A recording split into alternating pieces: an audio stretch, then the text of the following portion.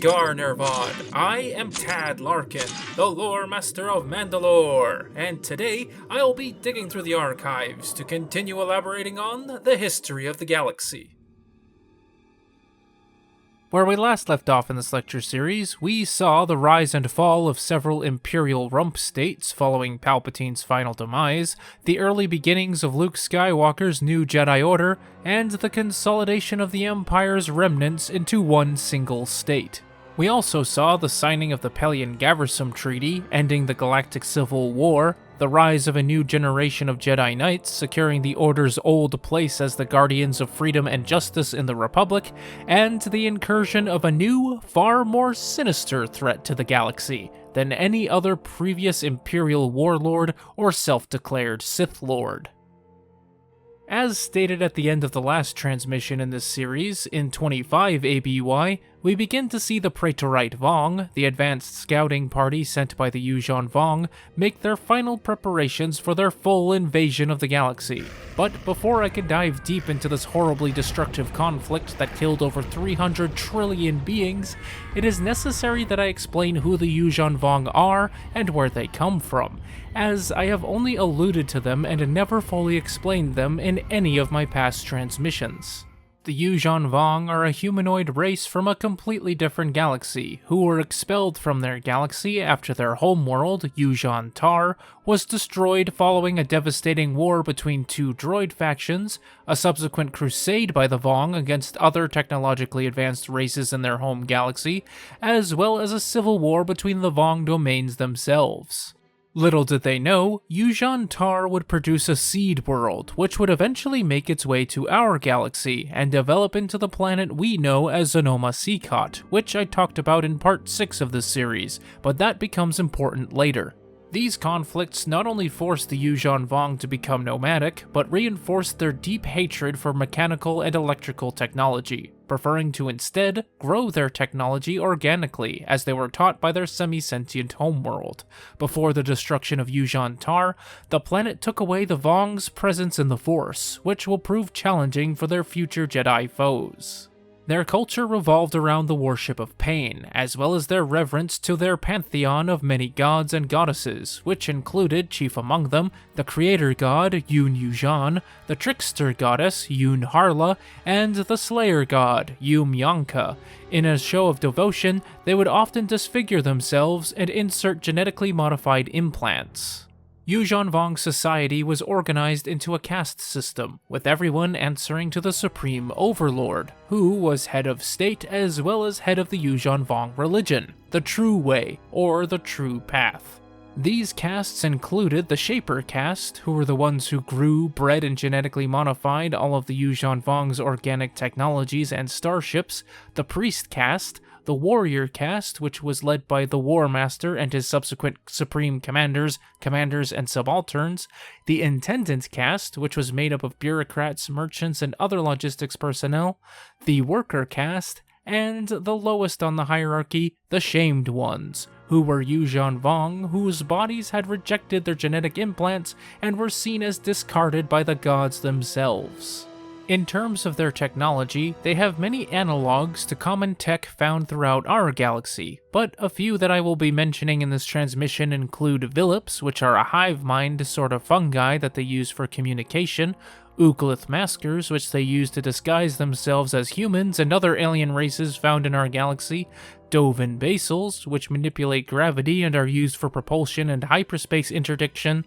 Yamasks, which are used as war coordinators, and finally World Brains, which oversee the transformation of captured planets, called Vong forming. The earliest known encounters with the Yuuzhan Vong date back to around the Mandalorian Wars, but the main Praetorite Vong force did not arrive in our galaxy until around 33 BBY, when, while scouting Zonoma-Sekot and marveling at its uncanny resemblance to the tales of their long-destroyed homeworld, they captured the Jedi Knight Vergere, who had helped coordinate the planet's defense against the invaders. The Yuuzhan Vong would remain covertly active in the unknown regions for several decades, with a few chance encounters by the Chiss Ascendancy and others. Zonoma-Sekot, on the other hand, had moved as I explained in part 6 of the series, and the Vong were unable to relocate it. Back to our galaxy in 25 ABY, one particular Yuuzhan Vong, Manda-LORE, who I mentioned in last transmission, had, in disguise,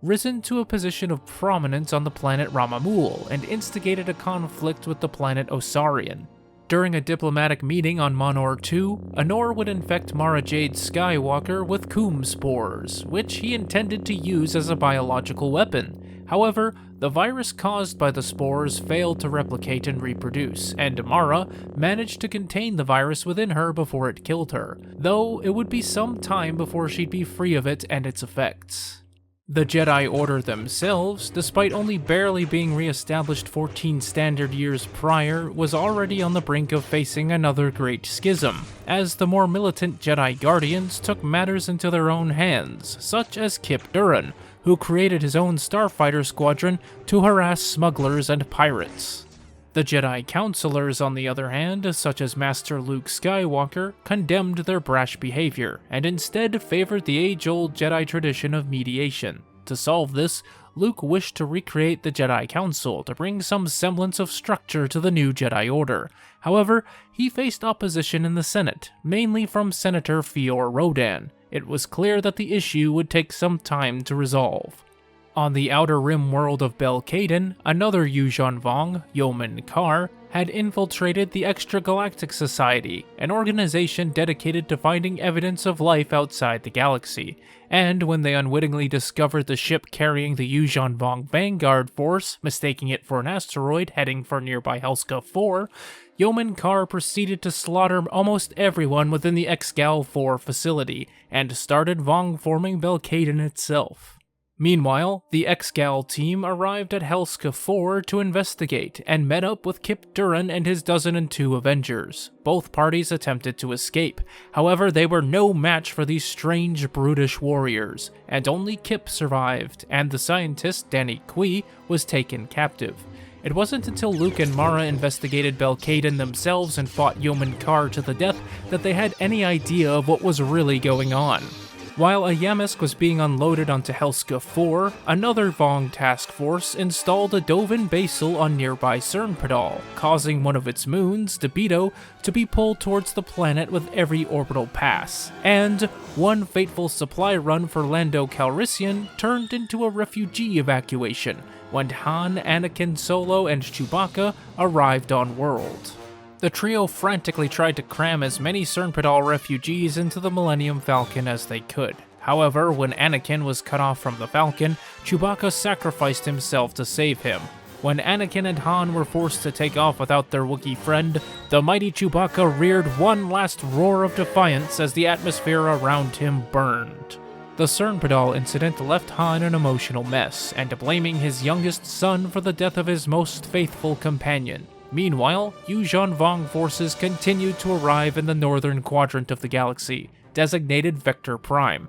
and proceeded to take Artorias and Dubrillion. While the Yuuzhan Vong had trouble with pacifying and Vong forming Artorias, meeting great resistance from the locals, Dubrillion proved easier to subjugate, and the planet was used as their main staging area for their continuing campaign. Witnessing firsthand the destructive capabilities of these new invaders, the New Republic Senate poured most of their military resources into safeguarding the core worlds, rather than trying to stop the Yuuzhan Vong in the Outer Rim, and Chief of State Borsk Felia was unconvinced of how serious a threat the Vong actually were. Leia Organa Solo managed to rustle up a ragtag fleet for a counteroffensive at Helska 4, which failed spectacularly, and while Jacen Solo managed to rescue Danny Kui from captivity, the New Republic flagship was destroyed and other Jedi Knights died in the fighting. A second battle was fought at Helska 4, this time using shield ships like the ones Lando had used for his Niklon mining operation during the Thrawn crisis,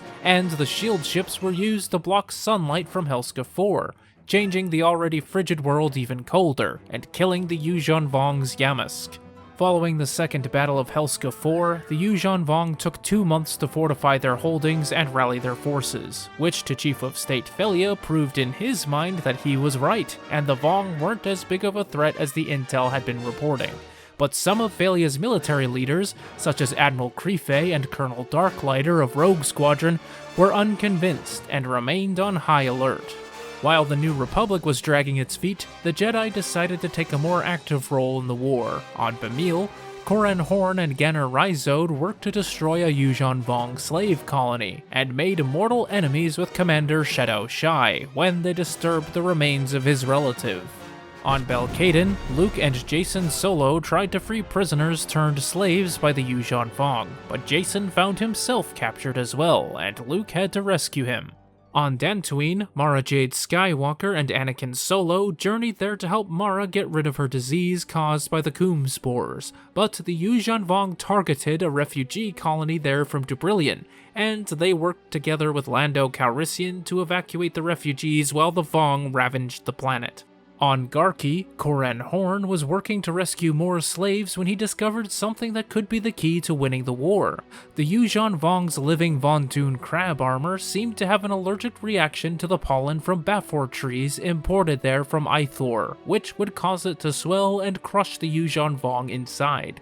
Fearing an invasion of Ithor, and rightly so because the Yuuzhan Vong were already on their way there to destroy the Bafor trees, a joint New Republic, Imperial Remnant, and Chiss Ascendancy task force gathered to defend Ithor from the coming onslaught. Shadow Shai preluded the battle by sending the remains of the Ka'amasi ambassador sent to try to negotiate a peace agreement with him. The Vong attack had just started when Corran Horn attempted to appeal to Shadow Shai's ego, offering to duel the Yuuzhan Vong commander one-on-one, and in exchange, he was to leave Ithor alone. Shadow Shai agreed, and the two dueled in an epic clash of saber and amphi-staff before Horn burnt a hole through Shadow Shai's torso. Despite Horn winning the duel, Shadow Shai's second-in-command refused to honor the agreement of the duel, and proceeded to rain destruction upon Ithor. But though the Yuuzhan Vong flagship was destroyed in the ensuing battle, it was too late. Ithor was already lost, the whole planet destroyed, and Horn exiled himself to his native Corellia in disgrace. The Yuuzhan Vong, under Supreme Commander Nas Choka, proceeded to conquer a swath of worlds in the galactic north for the next 4 months, further feeding anti-Jedi sentiment in the wake of the devastation of Ithor. From this, a new organization arose, the Peace Brigade, who believed that the war was unwinnable and vied for giving the invaders whatever they wanted in exchange for peace, which included the Vong's much-hated enemy, the Jedi. It is also around this time that the Hutt clans attempt to form a non-aggression pact with the Yuuzhan Vong, and agreed to share information, though the Vong purposely fed them misinformation as they knew the Hutts would sell the incorrect information to the New Republic, working in the Vong's favor. A similar arrangement existed with the Mandalorians, who were approached by Nome Anor, who admired their warrior culture, to fight alongside them. Though Manda-LORE Boba Fett was never actually loyal to the Vongese, as the Mandos called them, and secretly fed information to the New Republic the entire time.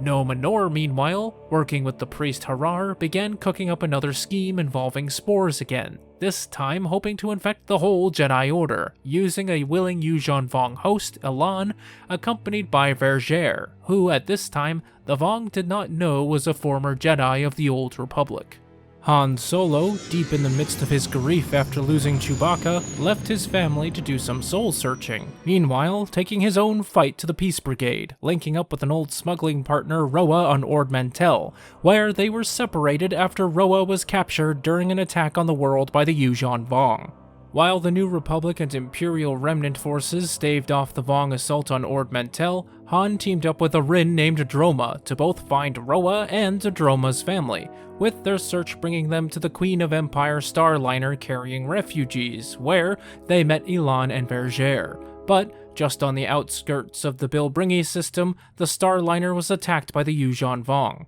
Elan's ruse was foiled when Han realized that the supposed defector seemed unusually unworried about being recaptured by her Yuuzhan Vong peers, and in an attempt to kill Han with the spores she carried, Elan succumbed to them instead, and Vergere fled, not without first giving Han a vial of her tears, which ended up helping Mara Jade's illness go into remission. Following a defeat at Jindain, a captured Jedi, Worth Skidder, was assigned to tend a Yuuzhan Vong Yamsk growing facility along with Roa. The Jedi attempted to use the Force to connect with the Yamsk and befriend it to hopefully secure his escape, but the Yamsk saw right through his plan and outed him as a Jedi. Skidder would die at the hands of his Vong captors during a rescue attempt by Kip Duran. While the Vong proceeded to take Randon, Dalang, and Tiana, Leia Organa Solo was in Hapen space, working to broker a deal with the Hapes Consortium, where Prince Isolder supported her against critics of her proposal, and even won a duel against his chief rival to secure Hapen military aid for the New Republic. Misinformation fed to the Hutts making its way to the New Republic caused them to believe that the next big target for the Vong was Corellia or Bothwy, prompting Supreme Commander Sian Sav to rethink his entire defensive strategy. But when neither Corellia nor Bothwy were attacked, it was soon realized that Fondor was their intended target when the Yuuzhan Vong arrived. New Republic and Hapen fleets that were lying in wait at Bothwy and Commenor were quickly diverted to defend the shipyards at Fondor. Jason and Anakin Solo, meanwhile, worked with the New Republic intelligence along with their estranged second cousin Thrakincel Solo to reactivate Centerpoint Station to use against the Yuuzhan Vong. When word reached them that the Battle of Fondor was ongoing, Jason and Anakin argued the morality of using superweapons as Jedi long enough for Thrakincel Solo to take the controls, and his haphazardly aimed shot succeeded in taking out the Yuuzhan Vong task force at Fondor, but also half of the Republic First Fleet and 3/4 of the Hapen Fleet, along with most of the shipyards. The Battle of Fondor was won, but at an immense cost. Centerpoint was also once again deactivated. In 26 ABY, the Yuuzhan Vong turned on their one-time Hutt allies and proceeded to ravage Hutt space, with Nalhutta falling to an outside enemy for the first time in over 30,000 years, as well as its infamous moon, Nar Shaddaa. Both planets were Vong-formed, and the native Evokai were bombarded to extinction. It is unknown just how many worlds within Hutt space were conquered or destroyed by the Yuuzhan Vong, as even to this day, the Hutts remain quiet about this. But we do know that the differing Hutt clans formed a coalition to take back Hutt space from the invaders. The brutality they faced at the hands of the Vong inspired them to build their own modern fleets of warships to ensure that Hutt space is never at the mercy of invaders again. Back in New Republic space, or well, former New Republic space by this time, War Master Tsavang La had made landfall in the galaxy and was now leading the campaign against the New Republic infidels personally, capturing worlds up the Corellian Run, including Rhodia, Druckenwell, Falleen, and Kalarbra, where Jaina Solo was injured while flying with Rogue Squadron during the battle and sent to Duro on medical leave. Duro's position as a major core world made the New Republic confident enough in its safety that they established a refugee camp there, but a combination of Manda-LORE working to sabotage the camp from within, a shady corporation working with the Peace Brigaders to offer up the planet to the Yuuzhan Vong, as well as the encroaching Yuuzhan Vong forces themselves, changed all of that. Tsavang La captured Leia Organa Solo, and Jason, who was struggling with his identity as a Jedi and what it means to serve the Force, conjured a Force storm, defenestrating Tsavang La and rescuing his mother. The Solo family managed to get off Duro alive, but tens of thousands of others did not. Surviving the encounter with Jason, Tsavang La made an exception for the use of heretical technology to broadcast a message to the rest of the galaxy. Surrender all Jedi infidels, and the Vong would advance no further. This not only allowed the War Master to consolidate and replenish his forces, but also caused the New Republic to falsely believe that the Galactic Core was nigh impregnable. With little over half the galaxy now devastated by this war, planets like Ando and Deveron began sacrificing their Jedi protectors to the Vong in hopes that they would appease them enough to stop the bloodshed. And Peace Brigaders started actively hunting Jedi, calling for everyday galactic citizens to do their part in capturing Jedi or snitching on their harborers.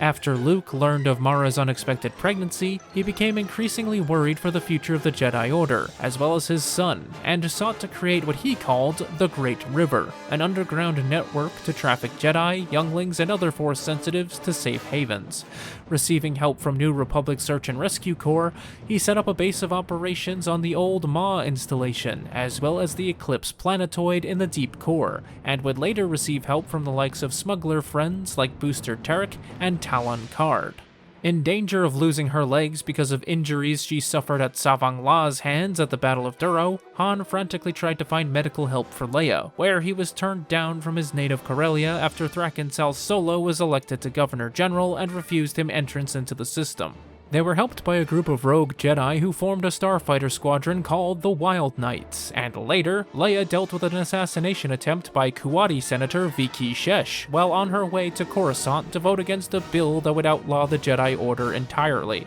Unsatisfied that all of the Jedi weren't surrendered to them, Yuuzhan Vong continued their advance, conquering New Plimto, but not without resistance from the native Nosorians, led by Jedi sisters Alima and Numa Rar. Their next target was the Jedi Academy on Yavin 4, and during a brutal attack which destroyed much of the Great Temple, Anakin Solo and Tahiri Vela assisted Talon Karrde in evacuating the rest of the Jedi off-world. However, Tahiri was captured during the fighting, and was brainwashed by the head shaper Mazon Quad to believe that she was a Yuuzhan Vong herself. Quad herself was interesting in that she held no real reverence to the gods and kept her atheism a secret. However, her secret would soon be outed when Anakin worked with the Yuuzhan Vong Shamed One named Vua Rapung, who had once been a renowned warrior before Quad sabotaged his implants, thus demoting him, and together they infiltrated the Shaper compound and snapped Tahiri out of her trance, killing Mazon Quad. Vua Rapung also died in the fighting, but Anakin's little rescue operation had some unexpected repercussions for the Yuuzhan Vong,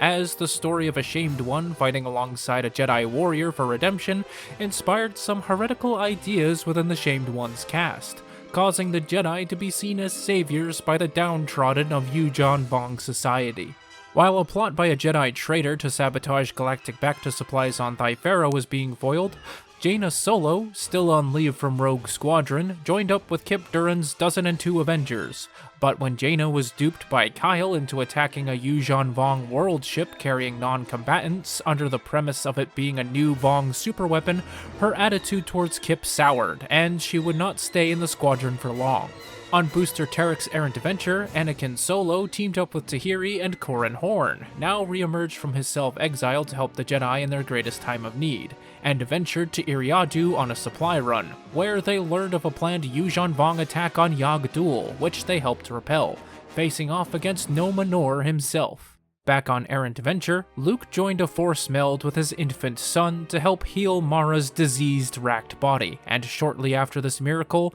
Mara gave birth to young Ben Skywalker, named after Luke's mentor's alias on Tatooine. With Luke's Great River network successfully diverting many Jedi and other Force sensitives to safety, the Yuuzhan Vong Shaper cast was busy at work finding new and innovative ways to hunt them. Chief among them was a project on Merkur, where Force-sensitive Vornskurs were genetically modified and Vong-formed to become the fearsome Jedi-hunting Voxen, which made up for the Yuuzhan Vong's own lack of Force sensitivity. With the Voxen threat unleashed upon the galaxy claiming many Jedi lives, including Alima Rar's sister, Anakin Solo was placed at the head of a Jedi task force consisting of his siblings, Tahiri, Lobaka, Tenel Ka, Raynar Thul, and Ganner Rhizode, to take out a Voxen breeding lab on the Yuuzhan Vong world ship Banu Ras, currently orbiting Merkur. The mission was a disaster from the get-go, to say the least. Upon landing on Banu Ras, they freed two Jedi prisoners, Lomi Plo and Welk, who were also former students of Brakkus' Shadow Academy,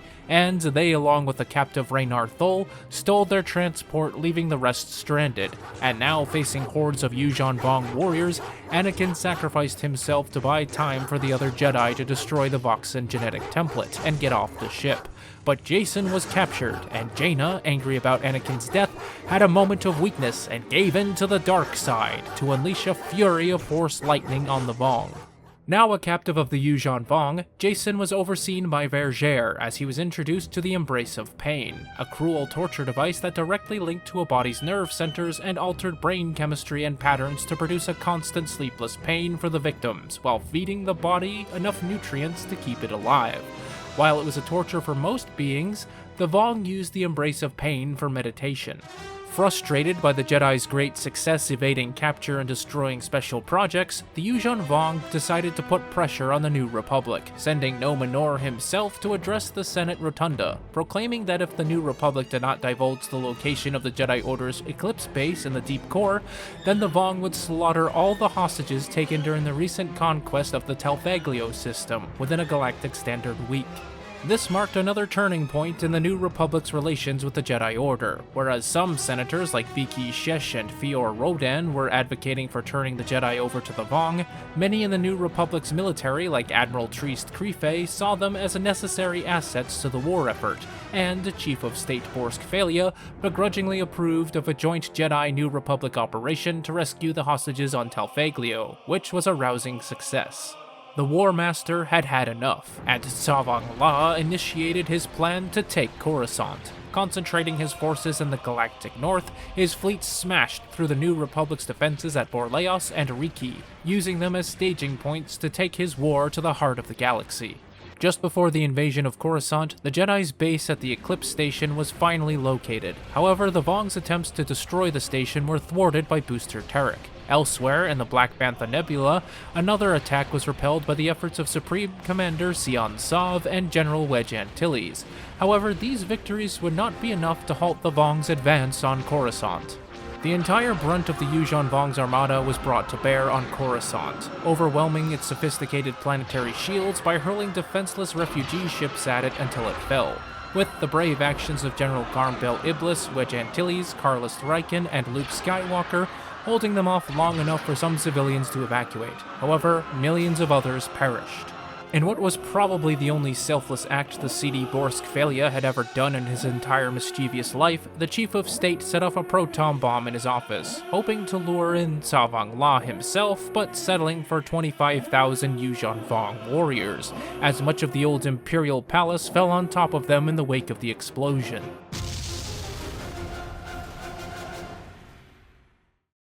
For 25,000 standard years, the fate of the galaxy had correlated to the fate of Coruscant, as republics, Sith empires, confederacies, empires, and new republics battled over control of the galactic capital. But for the first time ever, Galactic City fell to outside invaders, and the Vong forming process was immediately put in place, turning the once thriving technoscaped Ecumenopolis into a lush tropical world. While the forces of the fledgling New Republic rallied, Jaina Solo and the other survivors of the Merkur mission rendezvoused with her parents at Hapes after accidentally emerging from hyperspace in their hijacked Yuuzhan Vong craft in the middle of the Battle of Coruscant. There, she eluded attempts to capture or kill her by Harar and Savang La's son, Kali, reunited with her childhood friend Zek, as well as her former squadron leader Kip Duran, and Jagged Fel, one of Baron Suntir Fel's sons she had flown with in previous battles. And she helped thwart an attempt by the deposed former Queen Mother of Hapes to usurp the throne from her comatose daughter-in-law,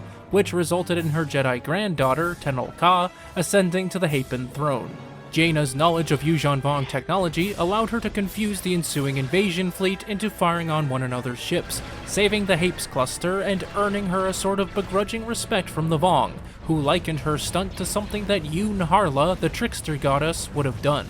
In the wake of Felia's death, Quarren Senator Puo temporarily took up the title of Chief of State for himself and signed off on an offensive to retake Borleos, which succeeded. What the New Republic military brass saw as retaking of an important stepping stone, Puo saw as buying time to prepare for an eventual surrender to the Yuuzhan Vong invaders. Several attempts by the Yuuzhan Vong to retake Borleos were launched, and several were successfully repelled, one even killing the father of War Master Savang La. But eventually the rock that was Borleos eroded against the waves of Vong invaders, not without heavy losses though, because in a last act of desperation, the damaged Superstar Destroyer Luzankia rammed at full speed into the Yuuzhan Vong world ship, as the newly formed Twin Sun Squadron led by Jaina Solo bought time for the evacuation and evaded recapture.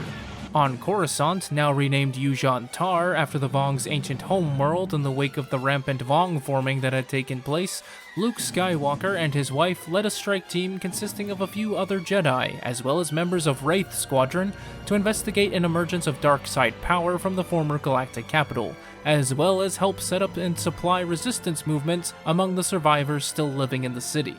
What they would find on Coruscant would go beyond expectation. In a bizarre turn of events, Imrik Ismarin, the son of the former Emperor's Hand Roganda Ismarin and the supposed heir of Palpatine mentioned in the last transmission, had been subject to experimentation and cybernetic augmentation, going crazy, killing his mother, and calling himself Lord Nyax. Despite tapping into a Force wellspring in the ruins of the old Jedi Temple, the Jedi managed to defeat Nyax, while Wraith's squadron dealt with the treacherous Viki Shesh, as she attempted to escape off-world when her dealings with the Yuuzhan Vong deteriorated.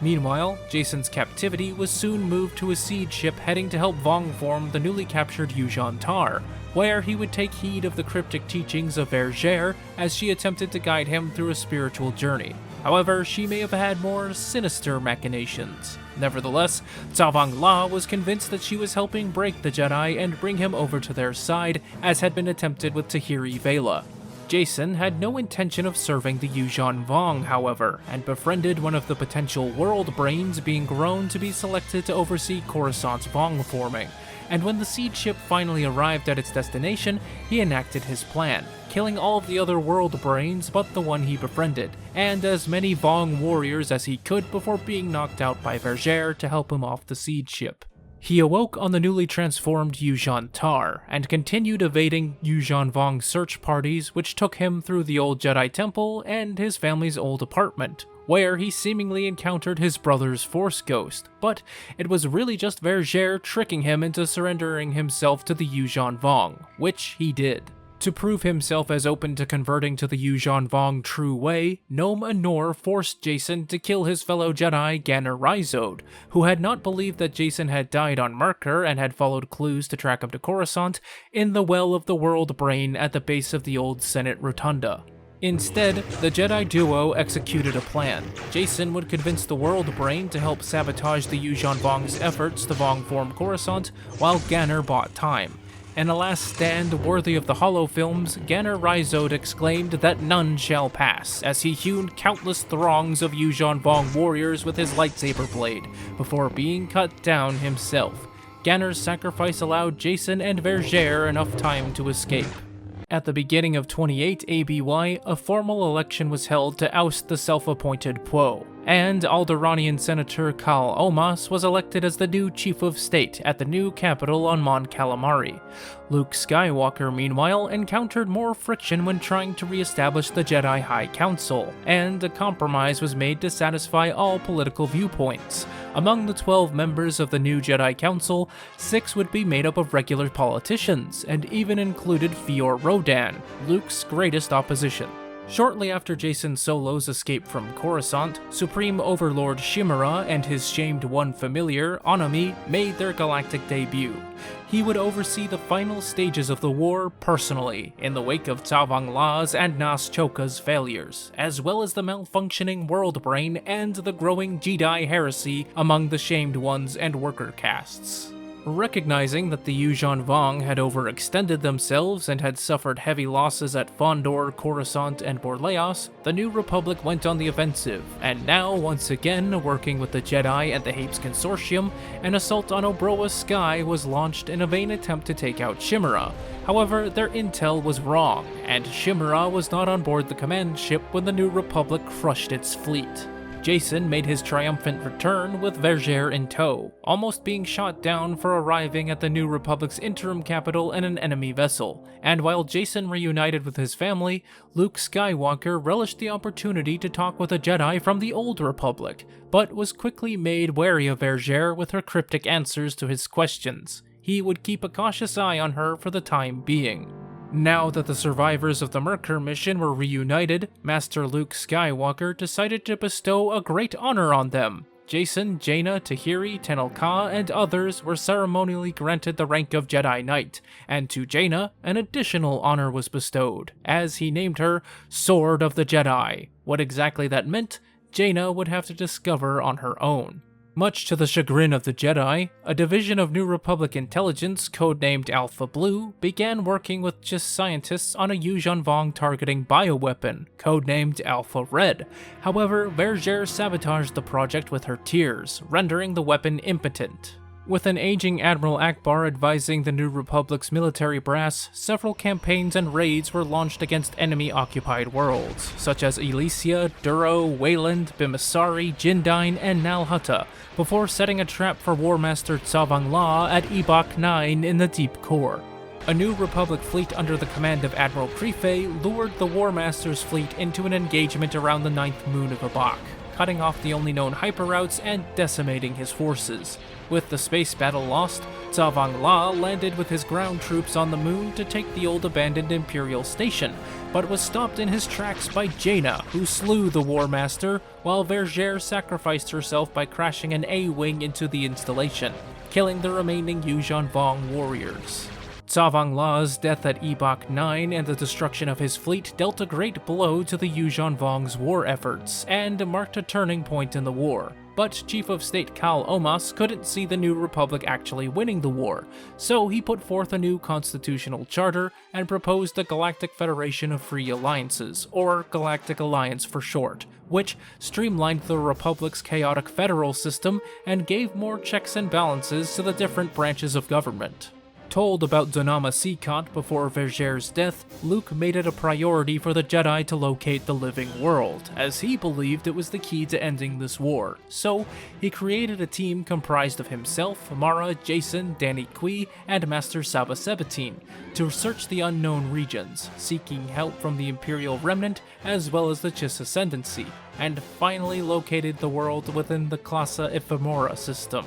Meanwhile, in the once-thought safe Imperial Remnant, the Yuuzhan Vong attacked the Imperial capital at Bastion, and Luke and Mara, on their visit, assisted now Grand Admiral Pelion in evacuating Bastion, as the Vong proceeded to subsequently attack Munilinst, Bascain, and Ord Cedra, before being stopped in their tracks by Pelion at Borosk and Yaga Minor. Subsequent Yuuzhan Vong counteroffensives wiped out the remaining Yavetha at Enzoth, as well as all but destroyed the Sea Ruvi Imperium in the unknown regions, and Han and Leia Solo aided Bakura in preventing yet another attack on the Outer Rim world. As more and more reports of failed campaigns came back to Chimera, Manda-LORE sought to escape his wrath and decided to hide amongst the Shamed Ones in disguise as Yuuzhan the Prophet, and further the preachings of the Jedi heresy, while keeping tabs on Chimera with his own spies. Luke Skywalker wasn't the only one looking for Donama Seacont, as Supreme Overlord Chimera believed the world to be a threat to his authority, so he dispatched his Master Shaper Den Yim to poison the world. Yim thought that Chimera had lost his mind, and teamed up with Priest Harar as well as Yuuzhan the Prophet, and convinced Corran Horn and Tahiri Vela, who are currently infiltrating Coruscant, to take them to Donama Seacont. To no one's surprise, Manda-LORE worked against Nen Yim and Harar's wishes, and continued with the operation to poison Donama Seacont, and, believing that he succeeded, he returned to Yuuzhan Tar as well as Chimera's good graces. Little did he know, however, that the poisoning was only momentarily successful. In Mandalorian space, by 29 ABY, Chimera had finally become wise of Mandalore Boba Fett's treachery and broke his non-aggression pact to invade Mandalore itself. However, he severely underestimated the tenacity of the Mandalorians, and although the planet was marred and almost a third of the population was killed in the fighting, the Super Commandos stood their ground and repelled the invaders. Reeling from the loss of the Outer Rim Communications Center following the Battle of Generis, the Galactic Alliance scrambled to regain communications using the Millennium Falcon as a courier, which saved General Antilles' forces during a battle in the Bilbringi system, and helped interrupt a Yuuzhan Vong convoy of prisoners bound for Coruscant to be killed in a mass sacrifice to their cruel gods. During the siege of Kalula Space Station, Han Solo was helped by the last person in the galaxy he'd expect to save his life. Boba Fett and his Mandalorian Super Commandos were now full-on taking the fight back to the Yuuzhan Vong following the defense of their homeworld. Yuuzhan Vong campaigns were failing left and right, as seemingly the entire galaxy rallied against them, and Supreme Overlord Chimera appeared to descend into absolute madness. So, a last-ditch attack on the Galactic Alliance capital at Mon Calamari was launched. However, it was defeated when their Yamask war coordinator was infected by a restarted Alpha Red project. The GA anticipated the attack on Mon Calamari and only committed half of its forces to defending the Waterworld, while the other half captured Brental and Coralag before joining elements of the Imperial Remnant, Hape's Consortium, Mandalorians, and the Chiss Ascendancy in attacking Yuuzhan Tar. Sonama Seacot, following No Manore's failed poisoning, jumped to Yuuzhan Tar with the battle already in progress, and while space forces raged in a spectacular clash in orbit of the two planets, the Jedi made their way down to Galactic City to confront Chimera, and while Anami escaped with Jaina Solo in hot pursuit, the Supreme Overlord and the Jedi Master dueled to the death, where he was summarily slain by Luke.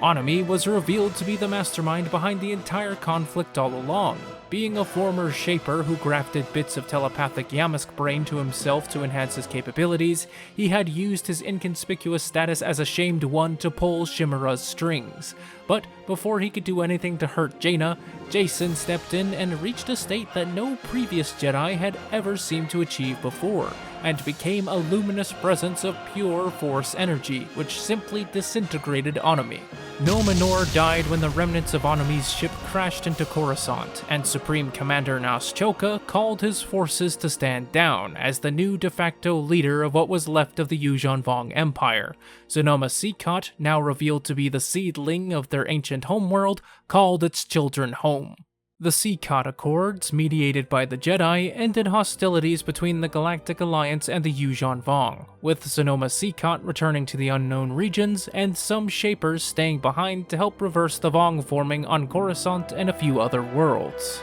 While work to reverse the damage to the recently renamed Coruscant was underway, the galactic capital was temporarily relocated to Denon, and this period of reconstruction would be characterized by strengthening relations with the Imperial Remnant, Hape's Consortium, and the Chiss Ascendancy. A new Jedi Academy was constructed within the ruins of the ancient Jedi Library on Ossus, and Jacen Solo, reeling from his experiences as a Vong captive, a one-time student of the morally ambiguous Vergere, and a brief moment of oneness with the Force, went on a soul-searching journey, and studied with the likes of the Ang-Ti monks and the Barrandov sages, among others. Leia Organa Solo, who had on-again, off-again Jedi training from her brother over the years, decided to fully devote herself to the Jedi path, and was apprenticed to the Barabel Jedi Master Saba Sabatine. In 35 ABY, the aforementioned Lomi Plo, Welk, and their captive, Raynar Thul, stumbled upon a dormant nest of previously thought extinct Killiks, the ancient inhabitants of Alderaan that I mentioned all the way back in part 1 of this series,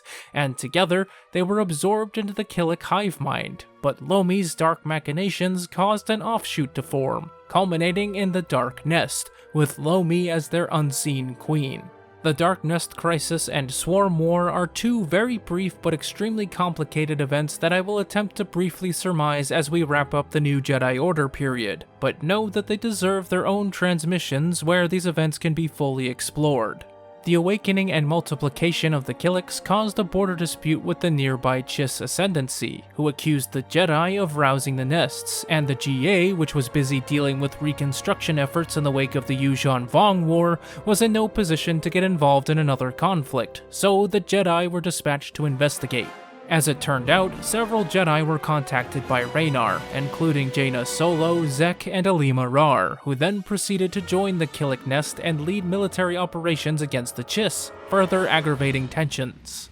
Jacen Solo, acting on visions of a terrible and destructive war between the GA and the Ascendancy, instigated the Killiks to attack the Chiss and the GA, resulting in them working together against the Killik hives and avoiding his vision. The Swarm War came to a close at the climactic Battle of Tanupe, which saw the defeat of the Killiks and the return of the Jedi Joiners back to the Order, the apparent death of the Dark Nest Herald Alima Rar at the hands of Jedi Knight Leia Solo, and Jagged Fell going missing in action following his Chiss Clawcraft being shot down. Some political changes were made in the aftermath of the Swarm War. Luke Skywalker set about restructuring the Jedi Order again, becoming Grand Master Luke Skywalker, and untangling the Jedi from the politics of the GA by withdrawing himself and the other Jedi from Chief of State Omos's advisory council, stating that the Jedi should serve, not govern.